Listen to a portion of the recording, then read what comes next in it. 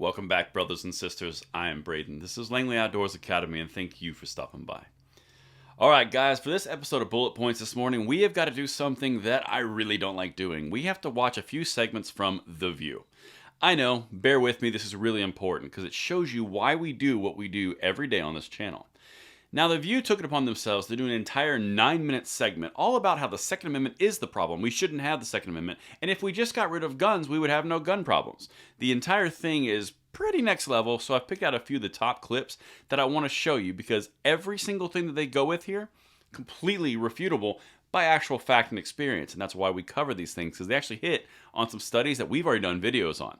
I cannot wait to hear what you guys think in the comments below. Let me know what you think, and now let's get it. And if you want to watch for some reason this whole clip, it's linked in the description box below. But let's get it. We got to start off with Joy Behar. Here we go. Let's do it, people. We do this for our children.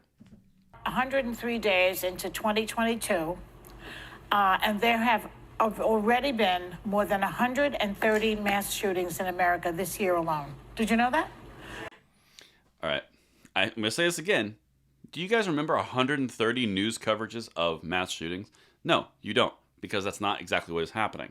What they're going with, it's going off of something called the Gun Violence Archive. Now, the Gun Violence Archive, I've said it multiple times, and I'll say it again. All that they do is they say anytime someone, 3 or more people have been shot or injured by a firearm, not including the shooter, then that's considered a mass shooting. Now, that doesn't, nothing is ruled out for cause, crime, anything. It's just where 3 people shot, there you go. Could be drive-bys, gang deals, drug deals, can be anything, okay? Bystanders, all those things. All right, let's check this out. Let's keep going, because this is, I don't know who this person is. It's an actress, but anyway, bear with me.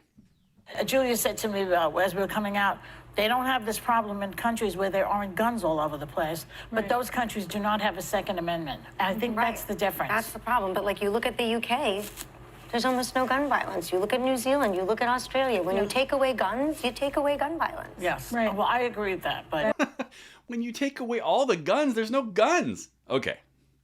Ugh.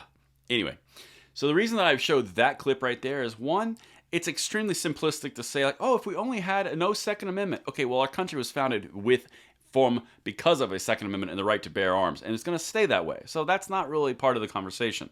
Now, here's the other part that's really interesting. She referenced Great Britain, New Zealand, and Australia. Well, Great Britain has the most knife crime on the planet, and they've even confiscated knives longer than, I think, 5 inches or 4 inches. Australia, very similar deal. Also, you remember what happened back in the old situation? Yeah, that worked out well. New Zealand, same thing. They banned all knives because shootings were happening, stabbings were happening. All these things are still happening because criminals are going to criminal. I got 2 more clips for you. Let's get it, because I can't do this without saying some ultimate wisdom from Sunny Houston. Let's get it. Rising crime rates, yet how do we solve it? I'd love to hear your perspective. I think that the solve has been here for a long time, right? It's common sense gun legislation. And it constantly fails because Republicans have blocked that legislation across the board. Americans across the board are supportive of that gun legislation. I think it's something like 85% or more. And you can tell me in my ear what those stats are. And it's not about defunding the police. Biden has made it very clear that that is not the position of the Democratic Party. Nancy Pelosi has made it very clear. Man, whew, okay. That defund the police thing must really be hurting them because they really don't like that, especially since they did it for an entire year and a half. Anyway, I digress. Now, the whole point here of blaming Republicans for blocking gun control in New York, in California, in Chicago, in Illinois, and all these places?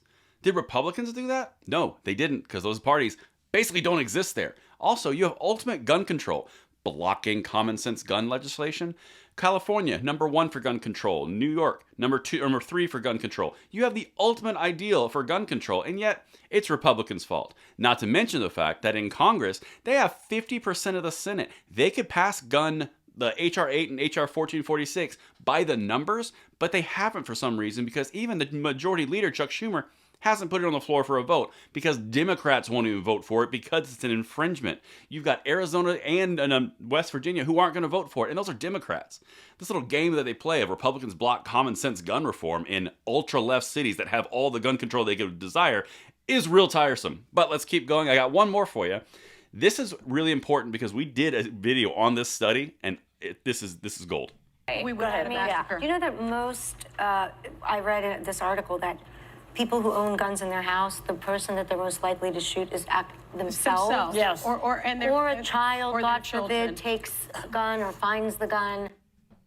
So here's a big problem when you're arguing with gun controllers, because she read a study. She obviously didn't read the actual study, because the actual study, and I'll link the video in the description box below, the actual study is based only in California.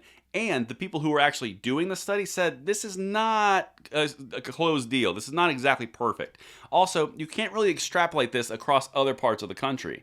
Even the gun controllers who were lauding this as the ultimate insult to anyone who wants to buy a gun, they even said it might work in other cities, but there's no data or statistics to support that. The entire thing is, hey, let's make a study, let's read the study, let's say it's a great headline for a study, and then not understand the study. The entire point, they do this constantly, but that's why this channel exists. We are always going to dispel this stuff because we are going to pass the blessing of the Second Amendment along to the next generation. Let me know what you guys think in the comments below, and I will see you tonight at the 9 p.m. segment. I'm Braden. See you later.